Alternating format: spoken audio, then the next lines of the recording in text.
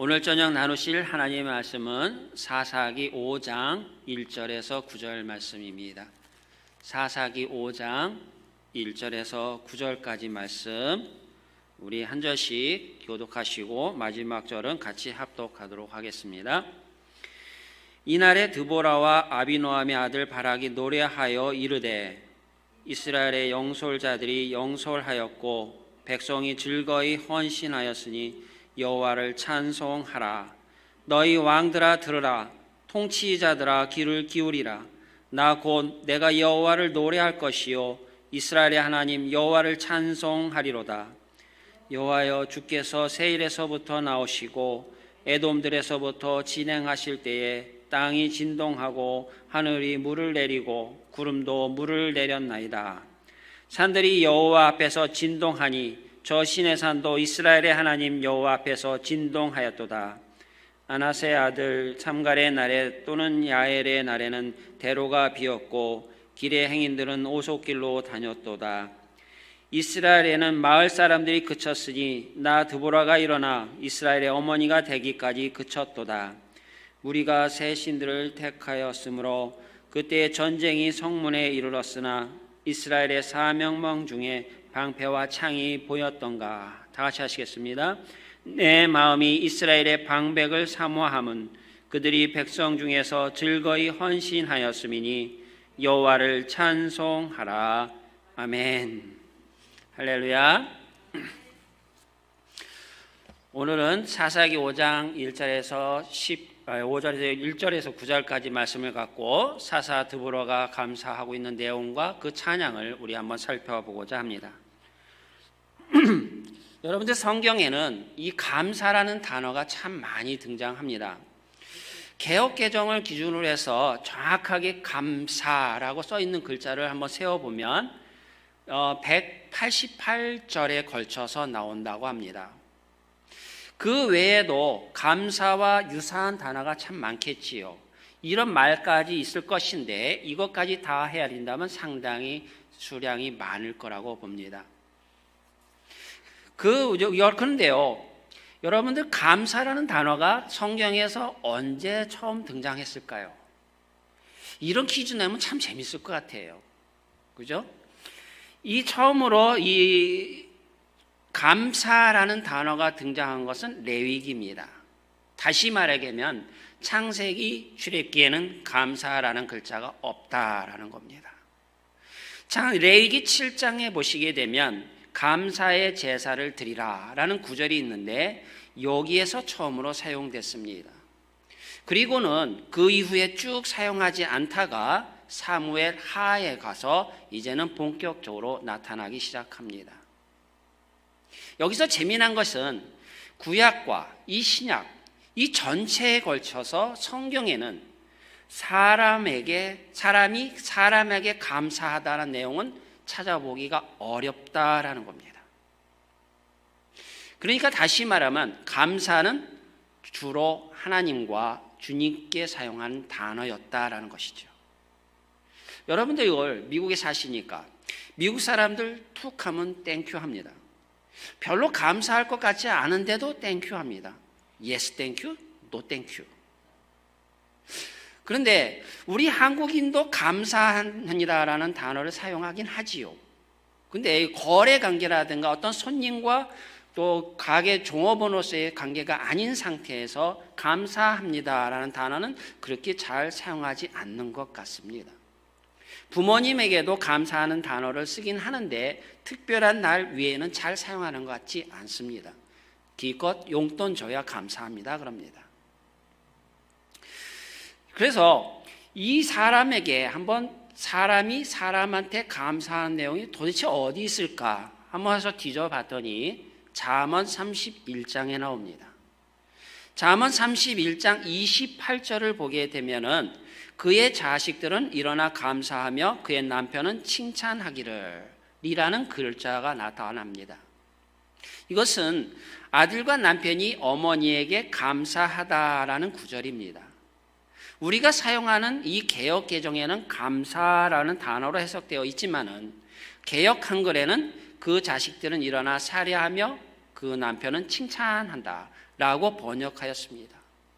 그리고 신기하게도 공동 번역, 표준 새 번역, 우리말 성경 여기에는 감사라고 번역하지 않았습니다. 뭐라고 번역했냐면 찬양으로 번역하였습니다. 어떻게 번역하였든지 간에 사례를 한다 또는 찬양을 한다 또는 남편이 칭찬한다 라는 것은 결국에는 감사하긴 한데 얼마큼 감사한 겁니까? 최상으로 감사하다라는 표현일 것입니다. 여러분들 그러지 않나 싶습니다. 우리는 쑥스러운지 평소에 너무나 사용하지 않아서 그런지 이 감사라는 말에 참 인색합니다. 어떤 나라는 국가를 섬기는 사람들을 위해서 이 기념비도 세우고 또 과거를 기억하기도 합니다. 그리고 어떤 대학교는 전쟁에 참여했던 학생들을 기념하기 위해서 이름도 쭉 붙여놓기도 하지요. 또 어떤 영웅들은 학교의 이름으로 사용하기도 합니다. 또 이제 제가 한번 칼슨인가 시티를 지나갔을 텐데 거기 가로등에 이렇게 이렇게 얼굴하고 군인들이죠. 군인들 얼굴하고 해서 사진 누구 이름 딱 해서 걸어 놓았더라고요. 그러니까 그 지역에서 군대에 간 사람들, 청년들을 기리면서 걸어 놨던 적이 있었습니다. 자, 그런데 우리나라에도 그렇게 한다? 별로 못 들어본 것 같습니다. 아주 옛날에 유명한 사람, 무슨 세종대왕을 기념하다든가 세종 문화회관이라든가 뭐 이런 거는 있을 수 있겠죠. 그런데 우리나라 어떤 대통령을 이름을 딴 어떤 거리, 대통령 이름을 딴 학교 없지요. 만약에 이런 것이 하겠다라고 추진한다면 아마도 그 사람의 과거를 샅샅이 뒤져서 먼지 하나 찾아내서 이래서 안 된다 또는 저래서 안 된다 이렇게 나올 것이 뻔합니다. 여러분들 한국의 5만 원권의 그 모델이 누굽니까? 심사인당이죠. 근데 1만 원권의 모델은 누굽니까? 세종대왕입니다. 자, 이제 5만 원권을 만들기로 했습니다. 앞에 누구 얼굴을 넣을 것이냐 결정을 해야 되는데 가만히 보니까 세종대왕보다 더 위대한 사람이 들어가야 될 것 같습니다. 그러니까 누가 들어가야 된다, 누가 들어가야 된다, 누가 들어가야 된다 막 옵니다. 이쪽에서 뭐 들어온다? 그럼 이쪽에서는 이래서 안 된다. 그러니까 어떻게 됩니까? 결국에는 통일이 안 됩니다. 그래서 밀려서 결국에는 심사임당이 결정된 거라고 합니다.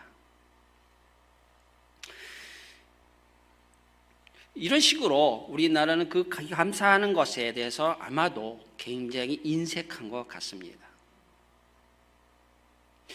우리는 또 여기 우리 교회에서도 어떤 것이 있습니까? 우리가 교회에서 감사함을 나타났을 때, 우리 하나님께 감사함을 느꼈을 때, 그런 일이 있을 때 무엇을 합니까? 감사 헌금을 하시지요. 사실 하나님께 감사하는 것은 이 헌금 한 번으로 때울 수 있는 것은 아닙니다. 이 감사 헌금을 드린다라고 하는 것들, 또 감사함, 이것이 감사함을 다한 것은 아닌데, 이 하나님께 감사하다는 것은 무엇입니까? 하나님과 나 사이에 어떤 수직적인 관계에서 또 마음에서, 내 마음에서 우러나오기 때문에 우리 삶 속에 그것을 실천하는 것이 바로 감사 헌금인 것이지요. 그저 봉투를 하나를 하나님께 드린다고 그것이 감사를 대신할 수 있는 것은 아닙니다. 성도 여러분, 우리가 하나님께 감사하려면 무엇을 먼저 해야 되겠습니까? 눈에 보이는 사람, 가까운 데 있는 사람부터 감사하는 방법을 먼저 배우셔야 합니다. 집에서 맨날 싸우고 직장에서 동료들하고 다툼이 있고 그런데 교회 와서는 하나님께 감사합니다 하고 헌금합니다. 뭔가 맞지 않지 않습니까? 여러분들이 우리와 같이 직장 동료, 가족들, 주변 사람들하고 가깝게 지나고 또 감사하게 느껴야 되는 이유는 하나님은 사람들을 통해서 우리를 도우시기 때문입니다. 하나님의 사랑이 미치지 못하는 곳을 위해서 하나님 아버지께서 누구를 만드셨냐면 어머니를 만드셨다라는 말도 있습니다. 자식이 부모를 필요하는 만큼 부모도 자식을 필요로 합니다. 왜냐하면 사랑할 대상이 되어주고 부모에게 기쁨이 되어주기 때문입니다. 우리 주변에는 너무나 안타깝게도 몸이 아픈 사람들이 굉장히 많습니다. 요즘 같은 코로나 사태에 또 암이다 뭐다 하고 나타나서 아프시다 하신 분 소식이 들으면 너무나 마음이 아픕니다. 이렇게 몸이 아픈 사람이 많은데 그로 인해서 슬픔 속에 있는 사람들도 굉장히 많은데 부모가 한국에 계시면서 코로나로 인해서 방문도 못하는 그런 분들도 굉장히 많습니다. 저희 가족들도 모두 한국에 계십니다. 부모님도 있고 저희 형제들도 다 한국에 있고 친척은 미국에는 한 명도 안 계시죠. 저는 올 여름에 한국을 다녀오고자 계획을 했습니다. 비행기표도 알아보고 우리 온 식구가 다 가려고 우리 큰딸 주디는 휴가도 미리 허락 받아놓고 다 준비하고 있었지요. 근데 코로나 때문에 모든 계획이 취소됐습니다. 저희 어머님은 많은 지병을 갖고 계십니다. 그래서 지금 요양병원에 계시고 또 얼마 전부터는 사람을 알아보지도 못하십니다. 지난 금요일이었습니다. 지난 금요일 한국에서 연락이 왔습니다. 장례 준비하라고 연락이 병원에서 왔다고 합니다. 근데 지금은 면회도 못한다고 합니다. 즉 이 말은 무엇입니까? 제가 이제는 살아서는 어머니를 뵐 수 없다라는 말입니다. 지금 한국 가봐야 2주 격리다 또 뭐다 해서 면회도 안 되고 또 돌아가셔야만 그때 가서 사망증명서 가지고 영사관 가서 승인 받아야 2주 격리가 이제 면제해 주긴 합니다. 그런데 한국은 3일장이라서 장례식이 끝나서야 도착하기도 하고 설사 시간 안에 도착한다 하더라도 외국에서 온 사람은 장례식장에 아예 들여보내지도 않는다고 합니다. 그러니 장례식도 참석을 못합니다. 저는 오늘 설교에서 가까운 사람부터 감사하라고 하고 있습니다. 특별히 가족과 부모에게 감사하라고 말씀을 전하고 있습니다. 이런 제 자신이 얼마나 이것을 실천하고 있는지 새삼 되돌아보게 됩니다. 어머니 살아 생전에 저희 오남매를 위해서 얼마나 고생하셨는데 과연 내가 해드린 것이 무엇일까? 나 살자고 이 멀리 미국까지 와서 제대로 찾아뵙지도 못하고 이런 현실이 야속할 뿐입니다. 저희 어머니는 카톨릭 신자입니다. 그런데도 제가 목사 되겠다라고 말씀하니까 늘 멀리 타향에서 너가 고생이 많구나 격려해 주시고 또 위로도 해 주시고 또 언제 목사가 되냐고 물어보기도 하시고 하셨습니다. 성도 여러분, 천국은 누가 갑니까? 그리스도를 나의 구주로 영접하고 오직 예수 그리스도를 통해서만 구원을 받을 수 있다라는 것을 인정한 그리스도인이 갑니다. 저는 목사로서 어머니에게 이것을 전하고 싶습니다. 근데 말을 듣지도 말을 하지도 못할 뿐만 아니라 이제는 만날 수조차 없습니다. 이제 제가 목사가 되었는데 이 모습을 보여드릴 수조차 없습니다. 저는 어찌해야 될까요? 그래도 저는 하나님께 감사드립니다. 사도행전 16장 31절에 말씀하시기를 주 예수를 믿으라 그리하면 너와 내 집이 구원을 받으리라. 주님께서 주신 이 말씀을 붙잡고 나는 사랑하는 어머님을 보내드리려고 합니다. 이 교리적으로 저 하나가 우리 집의 대표가 돼서 믿는다고 가족 모두가 구원받는 것은 아닙니다. 만약에 나 하나로 구원받는다면 종교 없는 사람 입장에서 어떻습니까? 불교에 한 명 박아놓고 캐톨릭에 하나 박아놓고 또 여하튼 교회에 하나 박아놓고 이 교회에 하나 박아놓고 저기 하나 박아놓고 그 중에 하나 진짜라면 온 가족 구원받는 거 아닙니까? 따라서 이 문장이 저로 인해서 우리 어머니가 구원받는다라고 저는 장담은 못합니다. 하지만 저는 그렇더라도 이 말씀을 붙잡고 살아가려고 합니다. 주님의 소식을, 주님의 구원의 소식을 들을 귀가 없고 영접을 시인할 입이 없는 이 어머님을 주님은 붙잡아 주리라고 믿고 저는 살아가려고 합니다. 사랑하는 성도 여러분, 감사하십시오. 범사에 감사하십시오. 기쁠 때도 슬플 때도 어려움이 있을 때도 병중에도 사랑하는 사람이 곁을 떠난다 할지라도 그 어떤 상황에서도 감사하시고 특별히 부모님께 감사하는 여러분들이 되시기 축원합니다. 성경에는 이 감사라는 단어보다 또 많이 등장하는 게 하나 더 있습니다. 그것은 바로 찬양과 찬송이라는 단어입니다. 이 단어가 모두 301구절에 걸쳐서 나옵니다. 즉 이 단어는 창세기부터 끝까지 골고루 거쳐서 나오는 단어입니다. 여러분, 서두에서도 제가 말씀드렸지만 개역 개정에서는 감사라고 번역하였지만 다른 성경 대부분은 찬양으로 번역하였다라고 말씀드렸습니다. 다시 말씀드려서 우리가 찬양하는 것은 감사함을 표현하라는 것입니다. 즉 감사와 찬양은 어쩌면 하나일지도 모릅니다. 감사하기에 찬양하고 찬양하기에 감사한 것입니다. 기독교 예배의 특징 중에 하나가 무엇입니까? 찬양이 참 많습니다. 저희 교회만 해도 예배 시작할 때 찬양칩니다, 또 찬양대다, 이걸 시작을 해서 송영, 봉헌 찬송, 찬양대 찬송, 파송 찬송, 마지막엔 송영하고 그 다음에 또 찬양팀 찬양하고 가끔가다는 특성으로 예배를 빛내기도 하지요.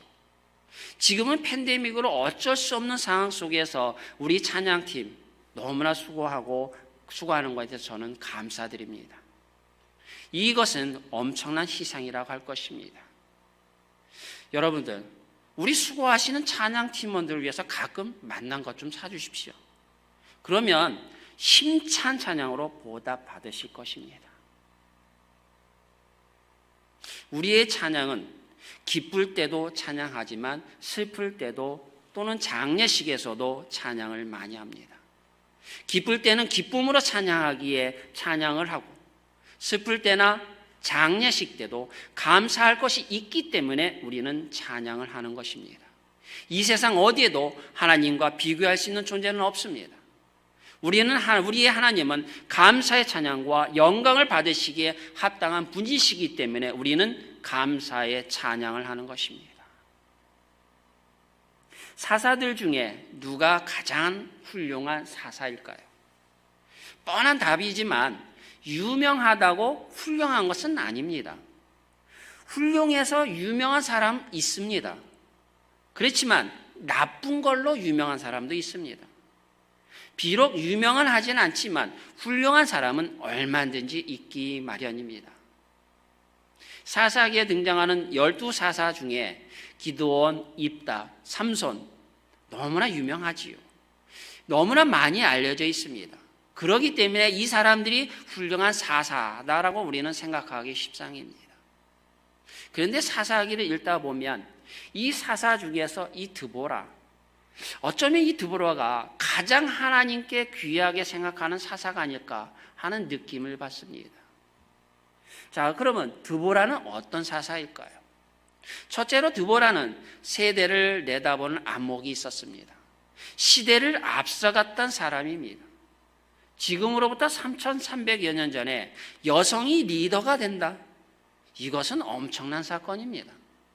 여러분 보십시오. 이 위대하다는 미국 여성 대통령 나온 적 없습니다. 두 번째로 드보라는 영적 리더의 본을 보여주고 있다라는 것입니다. 권력이나 어떤 부나 자리나 직책에 근거한 리더십이 아니라 하나님과의 친밀한 관계 속에서 나오는 영적 리더의 본을 보여주고 있습니다. 세 번째로 드보라는 독단적인 리더십이 아니라 역할을 분담하고 함께 일하는 팀 리더십의 본을 보여주고 있습니다. 사사였지만 전쟁에 있어서는 더 경험 있고 더 잘할 수 있는 바락을 앞세워서 자신은 뒤에서 격려하고 그런 역할을 감당하였습니다. 어찌 보면 모든 공로를 자기가 가져올 수 있는 그런 분위기였습니다. 왜냐하면 하나님이 너 가라, 너 가서 내가 이기게 해주겠다 다 하셨거든요. 도장 찍으셨거든요. 가면 이기는 겁니다. 그런데 바락을 앞세웁니다. 모든 공로를 자기가 가로채는 것이 아니라 권위적인 것이 아니라 굉장히 겸손한 사람이라는 것입니다.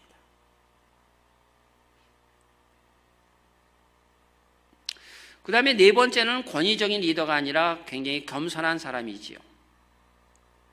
그리고 여기서 더해서 드보라가 위대한 사사였다라는 것을 잘 보여주는 것이 하나 있습니다. 이거 외에 더 위대한 사다라는 것을 보여주는 것이 있는데 그것이 바로 오늘 봉독한 5장의 드보라와 바락의 노래입니다. 드보라는 사사 중에서 찬양을 통해서 하나님께 감사와 영광을 돌렸던 사사였습니다. 다른 사사들은 다 하나님의 은혜를 경험했지요. 그런데요, 드보라처럼 노래를 만들어서 불렀던 사사는 없습니다. 드보라가 유일한 사람입니다. 사랑하는 성도 여러분, 하나님을 찬양하고 감사하는 것, 이거 쉬울 것 같지요. 근데 쉽지만은 않습니다. 여러분들 그렇지 않습니까? 감사를 잃어버릴 때가 얼마나 많은지 아마도 19은 잊고 사는 것 같습니다. 이것은 성경에도 잘 나와 있지 않습니까? 복음서를 보시게 되면 하나님이 나병 환자 10명을 고쳐주셨습니다. 그런데 예수님께 돌아와서 감사를 표현하고 하나님께 영광 돌린 사람은 몇 명입니까? 단 한 사람뿐입니다. 그래서 하나님은 누가복음 17장 17절에서 말씀하시기를 10사람이 다 깨끗함을 받지 아니하였느냐? 그 9은 어디 있느냐? 이런 질문을 던지셨던 것입니다. 드보라는 하나님께서 놀라운 승리를 주셨을 때에 그것을 잊지 않고 하나님께 감사하는 찬양을 한 것입니다. 이 감사의 찬양은 여러 군데 나타나 있죠. 간단히 예를 든다면 이스라엘 사람들이 하나님의 큰 은혜를 경험했을 때에 그 감사와 감격을 노래로 만들어서 불렀습니다. 그 대표적인 노래가 출애굽 홍해 바다를 기적적으로 건넌 후에 불렀던 찬양입니다. 그것이 바로 출애굽기 15장에 나오는 모세의 노래 또는 모세와 미리암의 노래라고 알려져 있지요. 출애굽기 15장 1절 말씀입니다. 내가 여호와를 찬송하리니 그는 높고 영화로우시며 말과 그 탄 자를 바다에 던지셨음이로다. 신약으로도 건너왔을 때 보면은 신약에서는 마리아의 노래 유명하지요. 마리아의 노래, 마리아 기도 굉장히 유명합니다. 마리아가 하나님께서 비천한 자신을 통해서 하나님의 아들을 낳게 하심에 대해서 찬양함으로써 감사를 표현하고 있죠. 누가복음 1장 46절에서 48절 말씀입니다.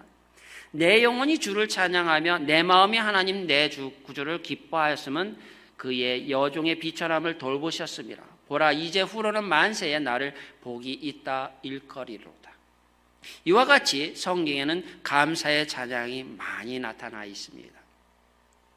오늘 등장한 드보라는 이스라엘 사람들만의 능력으로는 도저히 어떻게 이길 수 없는 전쟁에서 승리한 후에 너무 기뻐서 너무 감사해서 하나님께 찬송을 올려드리지 않을 수가 없었습니다. 바락과 함께 스볼론 지파와 납달리 지파 사람들로 구성된 1만여 명의 군사를 이끌고 다보사론으로 올라갔지만 현대로 친다면 이 탱크로 할 수 있는 이 철병거 900대와 수많은 군사들로 이루어진 이 가나안 이 군대와 싸워서 이길 것이라고는 상상할 수 없는 그런 상황이었지요. 가나안 사람들은 철기 문화 시대에 살면서 철제 무기로 무장하고 있는데 반해서 이스라엘 사람들은 어땠습니까? 아직도 청동기 문화 속에 있습니다. 군사들이 모였지만 이 군사들은 어땠습니까? 이스라엘의 4만 명 중에 방패와 창이 보였던가? 이처럼 싸울 만한 변변한 무기가 없었던 것입니다. 그런데 하나님께서 앞장서서 싸워주십니다. 하나님께서 우기가 아닌데 많은 비를 갑자기 내리셔가지고 기손강에 모여있던 이 철병거가 아무짝에 쓸모없게 만드셨습니다. 그리고 적장 시스라를 겐 사람 하벨의 아내 야엘에게 그 손에 파셔서 여인의 손에 죽임을 당하게 하셨습니다. 이것은 인간의 상식으로는 도저히 판단할 수 없는 상황인 것이죠. 오늘 본문에서 드보라는 승리를 주신 하나님께 감사해서 자신이 하나님을 찬송하겠다고 하면서 이스라엘 사람들에게도 하나님을 찬송하라고 반복해서 권유하고 있습니다. 오늘 보면 2절 말씀입니다. 2절에는 이스라엘의 영솔자들이 영솔하였고 백성이 즐거이 헌신하였으니 어떻게 하라? 여호와를 찬송하라. 3절에는 뭡니까? 너희 왕들아 들으라, 통치자들아 귀를 기울이라. 나 곧 내가 여호와를 노래할 것이요 이스라엘의 하나님 여호와를 찬송하리로다. 9절은 어떻습니까? 내 마음이 내 이스라엘의 방백을 사모하면 그들이 백성 중에서 즐거이 헌신하였으니 여호와를 찬송하라. 자, 이 2절, 3절, 9절 이 세 절 가지고 한번 얘기를 나눠보겠습니다. 드보라는 이 세 절에서 보게 되면 세 가지로 하나님을 찬양하는 이유를 말하고 있습니다. 첫 번째는 뭡니까? 2절 말씀에 보십니다. 이스라엘 사람들이 전쟁을 회피하지 않고 즐거이 헌신하였습니다. 그렇기 때문에 여호와를 찬양하고 있습니다. 2절에 이스라엘의 영수자들이 영솔하였고 백성이 즐거이 헌신하였으니 여호와를 찬송하라. 여러분들, 전쟁이라는 상황 여러분 겪어보셨습니까? 도저히 우리는 상상도 못합니다. 그저 뉴스에 나오는 거고 영화에 나오는 장면이지요. 굳이 우리는 전쟁을 겪어보지 않더라도 이 전쟁이라는 말만 들어도 얼마나 두렵습니까? 전장에 나팔이 불면 많은 사람들이 무서워서 도망치기 마련입니다. 그런데요, 1만 명의 그 이스라엘 군사들 도망치지 않고 전쟁이 어떻게 했습니까? 즐거이 참전하게 된 것입니다. 드보라는 이것이 기쁘고 감사했던 것입니다. 그래서 백성들이 즐거이 헌신하였으니 여호와를 찬송하라, 이렇게 반복해서 노래하고 있는 것입니다. 저희 교육자 입장에서는요, 사랑하는 성도 여러분들이 즐거이 헌신하는 그 모습 너무나 감사하게 생각합니다. 여러 성도님들의 수고와 헌신이 없었다면 이 목회는 불가능합니다. 일찍 나와서 찬송을 준비해서 부르는 우리 찬양팀, 또 찬양대, 또 전과 같았으면 우리 주일학교 어린이를 가르치기 위해서 일찍 나와서 예배드리고 준비하고 있는 우리 선생님들, 그리고 주방에서 음식 준비에 봉사하는 사람들, 또 마음을 담아서 귀한 이 헌금을 하시는 분들, 또 보이는 곳에서 보이지 않는 곳에서 헌신하는 분들, 이런 분들, 이 즐거이 헌신하는 분들이, 그런 분들의 헌신이 없다면 우리 교회는 존재할 수 없는 것입니다. 주의 일은 하나님이 하십니다. 하지만 성도들의 헌신이 있을 때 하나님이 그 헌신을 통해서 일하시는 것입니다. 헌신은 큰 헌신, 작은 헌신이 없습니다. 헌신 자체가 중요한 것입니다. 헌신이 소금이라 칩시다. 그러면 중요한 헌신은, 큰 헌신은 뭡니까? 큰 소금? 작은 헌신은 뭡니까? 작은 소금? 큰 소금이나 작은 소금이나 짠 것은 똑같습니다. 둘째로, 하나님은 창조주 하나님이시기 때문에 찬송을 받으시기에 합당하다는 것입니다. 4절과 5절 말씀을 쭉 보시면은요, 자연 만물이 다 하나님의 명령에 따라 움직이고 그렇게 움직이고 있는 것을 보고 노래하고 있습니다. 땅도 하늘도 주님의 명령에 순종하였다라는 것입니다. 드보라는 다볼산에서의 승리가 자연을 통치하시는 하나님의 도움이 없었다면 불가능하다는 것, 이것을 깨달았습니다.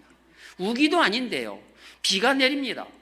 만물이 얼마나 광대합니까? 그런데 이 모든 우주 만물을 창조하시고 당신의 뜻대로 운행하시는 분, 그분이 바로 여호와 하나님이십니다. 하나님께서 만드신 모든 것은 참 신비롭습니다. 그 중에 인간은 가장 신비롭습니다. 창세기 1장에서부터 2장을 보면은요, 하나님은 우주 만물을 창조하시고 마지막 날에는 인간을 주인공으로 창조하셨습니다. 이 점에 대해서 우리 인간은 하나님께 언제나 감사하고 찬송을 올려드려야 하는 것입니다. 찬송가 79장이 있습니다. 제가 굉장히 좋아하는 찬양인데요, 이 시점에서 이 찬양을 해야 되겠는데 도저히 우리 찬양팀이 아무리 열심히 해도 제 노래는 못 받쳐줍니다. 그래서 그냥 읽겠습니다. 주 하나님 지으신 모든 세계 내 마음속에 그리워볼 때 하늘의 별 울려 퍼지는 뇌성 주님의 권능 우주에 찼네. 그리고 뭡니까? 주님의 높고 위대하심을 내 영혼이 찬양하는 것입니다. 그 주님의 높고 위대하심을 내 영혼이 찬양합니다. 우상신을 섬기는 사람들은 이 자연 속에서 창조주 하나님을 못 봅니다. 자연을 신으로 섬깁니다. 하지만 우리 그리스도인들은 자연 속에서 이 창조주 하나님을 보게 되고 하나님을 찬양할 수밖에 없는 것입니다. 세 번째로 드보라의 노래에서 드보라가 또한 주 하나님을 찬양하는 이유는 하나님께서 이스라엘을 긍휼히 여기셔서 큰 어려운 가운데서 구원해 주셨기 때문입니다. 여호와 하나님은 구원의 하나님이시기 때문에 하나님을 찬송하고 있는 것입니다. 구원의 하나님을 찬송하고 있는 것입니다. 6절에서 8절 말씀을 보시면은 당시 이스라엘의 이 비참한 상황에 대해서 잘 묘사되고 있습니다. 젖과 꿀이 흐르는 땅, 치유와 기회의 땅, 이 가나안 땅을 속에 들어와서 정착하고는 있는데요, 다시 이집트에서 노예 생활할 때와 별반 다르지 않은 상황에 놓이게 된 것입니다. 그 이유가 뭡니까? 이스라엘이 하나님을 버리고 바로 저 구절에 나오는 새 신을 선택했다는 것이죠. 바로 우상을 섬겼다는 것입니다. 즉 이스라엘은 수년간 철제 무기로 무장한 블레셋 사람들과 또 가나안 왕 야빈의 압제로 심한 고통을 받아왔음을 증거하고 있는 것이죠. 하지만 이스라엘은 어떻습니까? 스스로 구원받을 수 없습니다. 이것을 막을 방패나 공격할 창도 없습니다. 그런데 도저히 이스라엘 사람들이 이 스스로 빠져나올 수 없는 그런 함정과 같은 상황 속에서 하나님께서 도와주셔서 구원해 주셨습니다. 사사를 일으키시고 비를 통해서 기손강을 표류시키고 자원하에서 싸우러 나가는 군사들을 통해서 승리하게 하십니다. 하나님을 찬송하지 않을 수 없는 것입니다. 여러분들 구약에 나오는 모든 위대한 승리의 사건들, 이 구원의 사건들은 결국에는 다 예수 그리스도의 구원 사건을 예표하고 있습니다. 출애굽과 유월절 사건도 예수 그리스도를 예표하고 있습니다. 홍해 바다에서의 그 승리와 기적도 예수 그리스도를 통한 구원을 예표하고 있습니다. 오늘 본문의 드보라 시대의 다볼산 전투에서의 승리도 물론 예수 그리스도를 통한 승리와 구원을 우리는 미리 보여주고 있는 것입니다. 그러므로 예수 그리스도를 통한 구원을 경험한 성도는 감사하지 않을 수 없는 것이고 하나님을 찬송하지 않을 수 없는 것입니다. 드보라가 경험한 것보다 더 엄청난 구원을 우리는 경험한 것입니다.